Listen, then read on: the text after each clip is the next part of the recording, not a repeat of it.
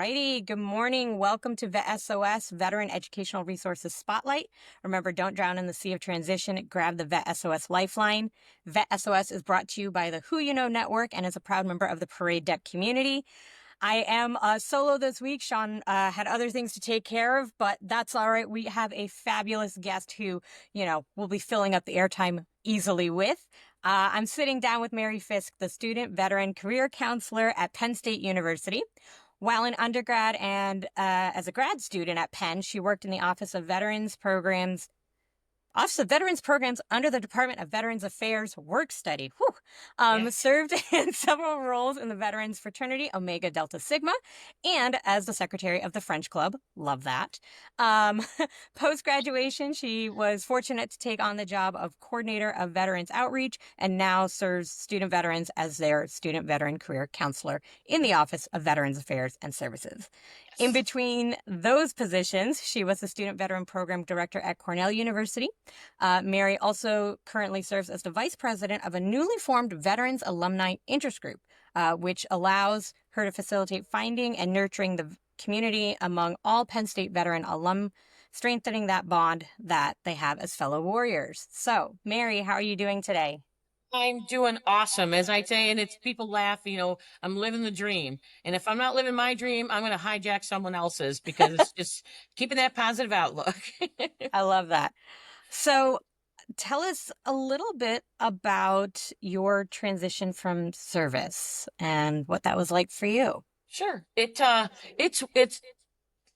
weird when you think about transition. And I knew, you hear all about transition. And when I was getting ready to retire from the Marine Corps, I thought I need to just meet this head on. Hmm. That's what we do as Marines. We meet most things head on. So, and I approached it the same way. So I went to work for Starbucks right after I retired because I figured, where else am I going to work with people that I maybe not even consciously worked with before, and openly worked with before, like people with the LGBTQIA plus community, high school students, college students, you know, professional soccer moms, soccer dads. And, Right. and I thought if there's any way to reintegrate into the quote unquote civilianized community, that's a way to do it. And just, immerse yourself in diversity. And I had such a blast working at Starbucks. I had so much fun with the folks that I worked with. But then when I went home, I moved back home to Northeastern PA. After being there home a few years, I realized I started to feel anxious and I was like, I don't know what this means. I don't know what that is. Yeah. And what it was my body telling me it's time to move, like physically move, because I had not spent more than about 3 years at any one place my entire time in the Marine Corps. So my body was telling me, you need to move again. And it wasn't until I moved to Penn State and found the house that I'm living in now and have been in for almost a decade that I didn't feel that anymore after a couple of years. And that's when I knew, okay, my transition maybe is starting to even out. But there's still times when I feel a little bit, anxious, but then I make smaller, adjustments rather than moving lock, stock, and barrel. Maybe I'll, build a new garden bed, or I'll put in a baby pool for the dogs or something like that. Something a little less costly than moving. But, when you find home, then you know that things are starting to kind of settle a little bit. But so transition for me kind of presented itself in a few different ways, just like it might for everybody else. Yeah. And so finding your way then to higher ed, obviously we heard from your bio, you went to school, you did things. Mhm. What led you into this realm of working with student veterans in higher ed? Honestly, it's thank gosh to one National Guards member. She was working the front desk in the Office of Veterans Programs when I walked in my first week, and I was bringing in my GI Bill paperwork. And she asked me, hey, you want a job? And I'm like, sure, I only have one right now. I'll take another one. So, and I started working in outreach, reaching out to Penn State applicants to see, hey, what do you need? What are your questions about coming to Penn State? And helping them kind of smooth the process of getting here and starting classes and getting integrated into the community. And then my boss at the time, he was a retired Marine Lieutenant Colonel. So of course we got along famously. And I was getting ready to go to, I did work study my entire time here, Mhm. and I was getting ready to go to move to Oregon for grad school. And he said, I'm getting ready to retire. Maybe you Mm. should throw your hat in the ring and see what happens. And I asked him, I said, what do you think my chances are? He goes, probably pretty good because you're doing most of it anyway. So, and I did. And that's where I found that thing that you're looking for after you retire or leaving the service that's just as rewarding, that you always worry, will I ever find anything as rewarding or meaningful? And I found it in supporting and providing services and Yeah. helping other student vets. And I found my niche, and now I know what I'm doing until I retire. That is awesome. And so, what does your role look like now, being in career counseling with the students? I absolutely love it. I have a great boss, Eugene McFeely. I think you all had him on last month. He and I work so well together, and it's just making sure that student vets understand that career development, education, and exploration is a process and not Mm. a one-time event. It's Yep. more than just dusting off that resume, or maybe I'll make a cover letter. It's how do I interview well? How do I create a networking or an elevator pitch? How do I Mm. network in person and in the social media world? How do I negotiate my job offer and salary offers? What's on the table for that? Mm. How do I look for a job or an internship? How do I do those things? So being able to teach them almost like career development, education, and exploration is like another class that they take every semester. Hopefully getting them to learn those things and into that mindset to set them up for success. So when they're going into their last semester here, they already have a job. That's the goal, so that they Yeah. could just really enjoy that last semester and the experience of being a student with all of that weight off their shoulders. So that for me is kind of like the gold standard of what we should try to do. I love that proactive approach. Uh-huh. I do know a lot of grads are kind of are getting ready senior year, and then Uh-huh. but they really aren't looking at the job search until graduation, and to have that jump start Right. can be pivotal. And like, okay, now I can I mean, in the military, you are trying to plan that transition further out, and Yep. school should be the same way. Start Yeah. early. Yeah. You don't Um, want that yikes moment when you no, get to graduation. It's like, what? definitely No. not. And if you find a job that you like, maybe they are like, hey, yeah, add this cert or do this, and it gives you a little wiggle room. So, what do services look like specifically? I mean, you talked Sure. about kind of these are the pieces of the job search we might Right. be considering, but how does that look in terms of either programs or Yeah. things that you're doing in workshops? Yeah. So of course we set up, initially that was one of the first things that we wanted to do is make sure that student veterans knew I was here Yep. and that I'm actually here as a resource. And we set up appointments, one-on-one appointments with them. We immediately started looking at, can we do, who can we invite to lunch and learns to have Mm. businesses come to us? And it's Nice. also making sure that, because the vast majority of student veterans are not at University Park. They're Yeah. spread out across all the 24 Commonwealth campuses and World Campus. So how do we make sure that we include those to be inclusive of all of our military community? And we offer everything right down to, guest speakers, panels, lunch and learns. We offer it in a hybrid modality. So you can Nice. be Okay. in Germany and log in and Yeah. join us and do those types of things. So we do lunch and learns.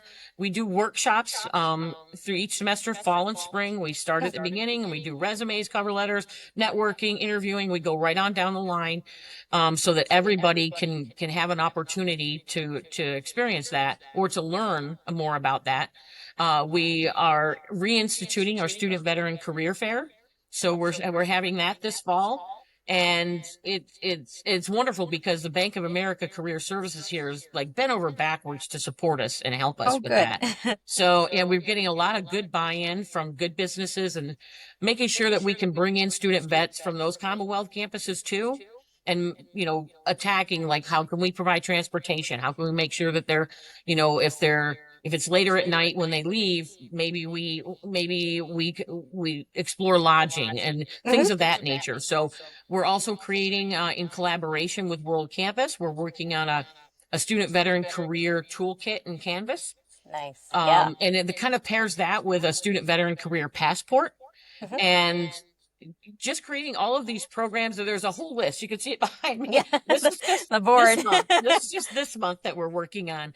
So, and there's some businesses that can't make the career fair, but they've reached out and said, "Hey, what else can we do? Can we do a lunch and learn? What can we do?" So it's those types of those pieces that are kind of like, it's not a scatter plot, but it's kind of a holistic, comprehensive approach to, Yeah. if we can't provide it this way, how else can we provide it? I do email blasts every week during the fall and spring semester. So, and we have a lot of businesses and folks coming to us and organizations saying, I have internships available, I have jobs available, and I post it, and that goes out to the entirety of our student veteran and military community, which right now is just under 3,000 student vets. Wow. Yeah, it's a lot. And you just kind of answered one of the questions I was going to ask, which is, we think obviously the career at the end, you get your degree, but that piece of practicums and internships sounds like you can also use this support and this program and you to find those experience pieces along the way. Yes, Awesome. absolutely. And that's the importance, is trying to also change folks' mindsets about, you know, internships are definitely very crucial in teaching you, this is what I want to do, and this could lead to a job, or this is what I don't want to do. Yeah. And that's just as valuable a learning experience as anything. But learning that internships aren't the only experiential learning opportunity that they can do, either during the semester or on summer break or during the winter break, but those experiences often lead to job offers. Yeah. So that's the goal of, don't waste that summertime, because a good portion of our student veterans come here as transfer students.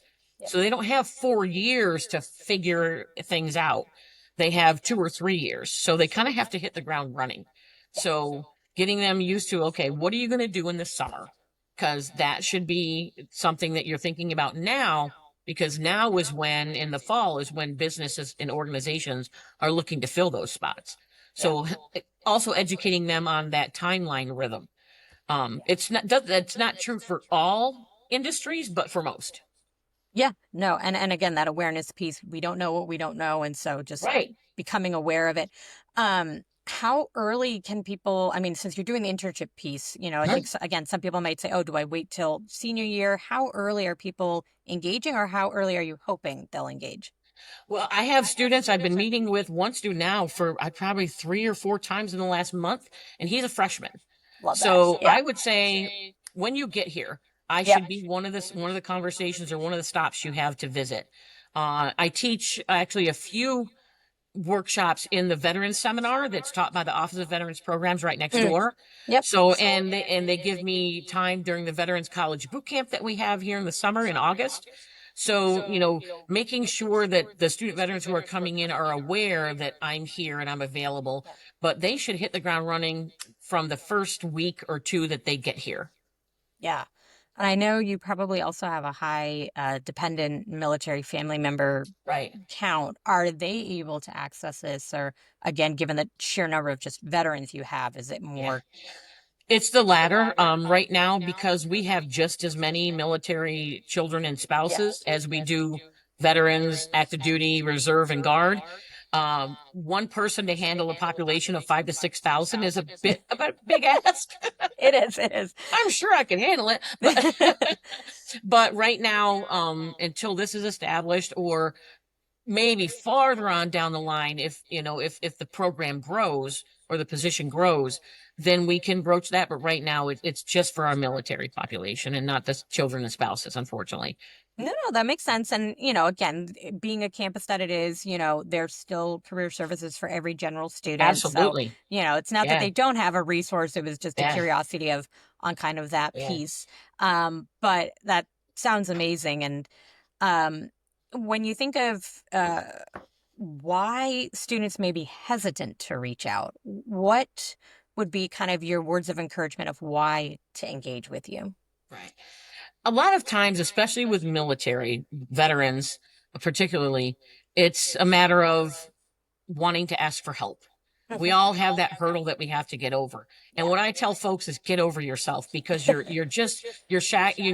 hobbling yourself. There's a whole lot of knowledge that we all have that we can all share, and we want to share it, Well, just let me share it with you. Yeah. You know, if you're getting stuck, or, you know, if you've gone to a few interviews, or you're not getting interviews with your application or with your resumes, maybe you come see me, Yeah. just to say, hey, can you look it over? And I could probably tell you this might be why. If you're applying to 200 jobs and you're not getting a bite, I can almost automatically, even without looking at your resume, tell you why, or at least what is commonly why. So I would say, you know, don't be afraid to ask for help. Just access a service. Just come talk to me one on one. It could be about anything. You tell me what it's going to be about, and we'll go from there. And the resources are here. Yeah. They're here for the taking. So, you know, please use us. Yep. Please. And that goes for anybody at any university. The resources are there. Educate yourself about the resources, because that's a lot of times the problem is folks just don't know what they don't know, and they don't know what's out there. So I love that. And, you know, time flies as we do these, but I want to make holy sure, cow. Sure one, does.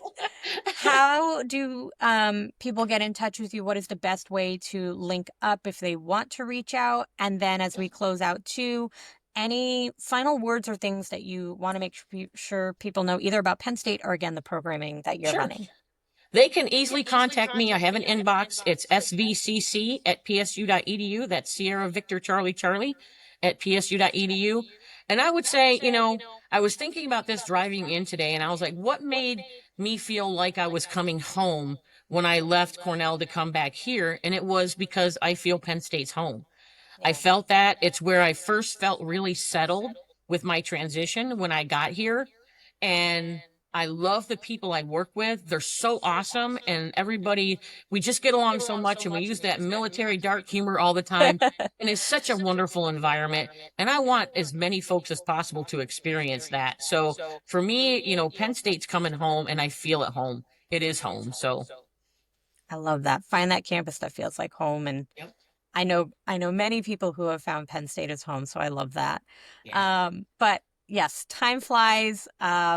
Definitely reach out to Mary if you're a Penn State student, and if you're considering, don't be a stranger. Thank you, Mary, for joining us on VET Thank S.O.S. you. today. On behalf of the VET S.O.S. family, we'd like to thank everyone for tuning in. You can find VET S.O.S. podcast on all your favorite podcast platforms, YouTube, and all social media platforms.